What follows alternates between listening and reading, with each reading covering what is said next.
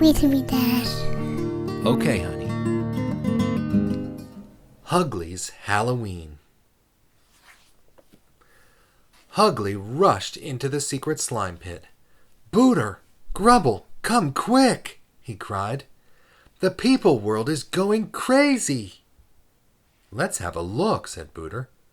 "This I gotta see," said Grubble. They followed Hugly to a hatchway in the tunnel. The hatchway opened underneath a bed in the people child's room where Hugly played.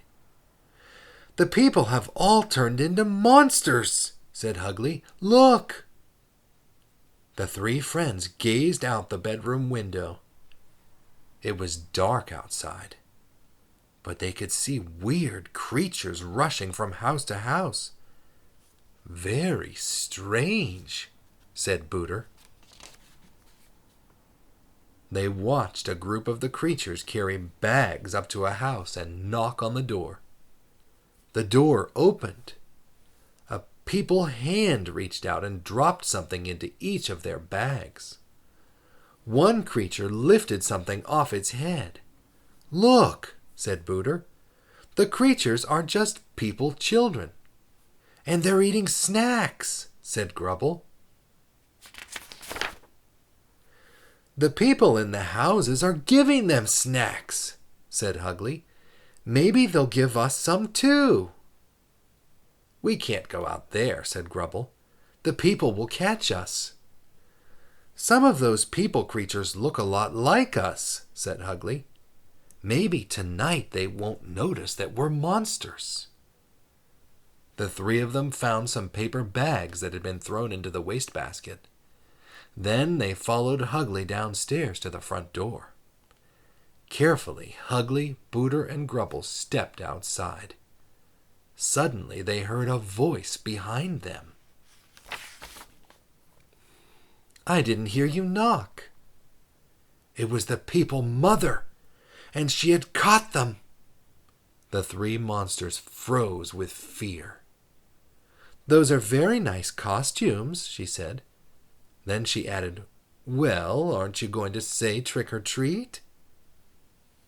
Hugly had never spoken directly to a people person before. Finally, he stammered, "Trick or treat?" The people mother smiled and dropped something in each of their bags. "Happy Halloween," she said, and shut the door. "Yay!" Grubble cheered. "Hugly, you're a genius! Let's get some more goodies!" The three monsters hurried out into the crowds of other creatures. They gathered treats from every house in the neighborhood. Every house but one. "I wonder why no people children have gone up there," said Hugly. "More treats for us," said Grubble. "Let's go." The dark old house creaked and groaned when they stepped on the porch. When Grubble knocked, the door swung open with a screech. "Arr!" But no one was there. "I don't think I like this place," said Hugly. "There must be treats in here somewhere," Grubble insisted. He stepped inside. "Come on," said Booter. "There's nothing to be afraid of." She followed Grubble. Hugly didn't want to be left alone on the porch, so he scrambled inside after Booter. The door screeched and then closed. Slam! Hugly tried to open it again, but he couldn't. "Booter! Grubble! Come help me!" he said, tugging at the doorknob. No one answered. Booter? Grubble? They were gone. Hugly searched through the dim, dusty room. His knees began to tremble.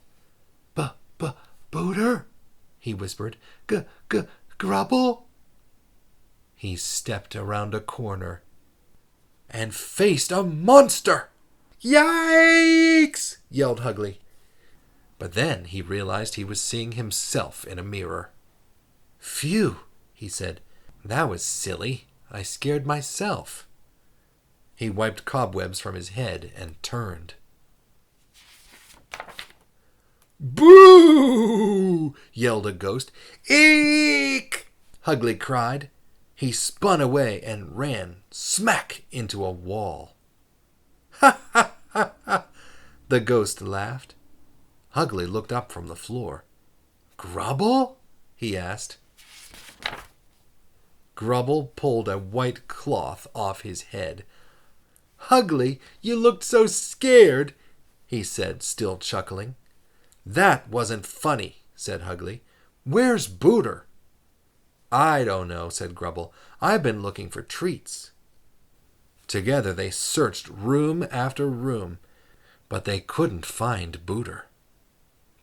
They crept down a very long, very dark hallway.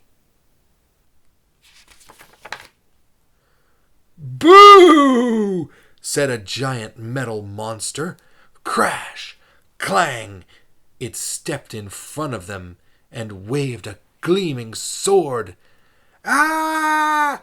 Grubble and Hugly both screamed and tripped over each other trying to run away. "Hee hee ha ha ha!" the metal monster laughed. Hugly and Grubble looked up from the floor. "Booter?" they asked. Booter pulled the head off of the metal monster. "You two looked so scared," she said, still chuckling. "That wasn't funny," said Hugly, "so quit laughing and help us get out of here." "Well," said Booter, "what do we use when we can't use a door?" "A bed," said Hugly. "Why didn't I think of that?" said Grubble. The monsters raced upstairs to the first bedroom they saw. Booter and Grubble dived under the bed. Then Hugly remembered the bag of treats he'd left downstairs. He looked out the bedroom door, but decided not to go down into the spooky old house again. He turned back to the bed. "Who?" A little people skeleton started to speak. It climbed out of bed. "That isn't funny," said Hugly. "You can't scare me again, Booter. Or is it Grubble?" Hugly lifted up the skeleton's head. It wasn't Booter or Grubble. "Arg!" Hugly screamed. He slammed the head back down.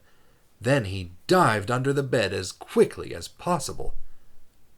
"I heard a scream," said the skeleton father. "Is everything okay in here?" asked the skeleton mother.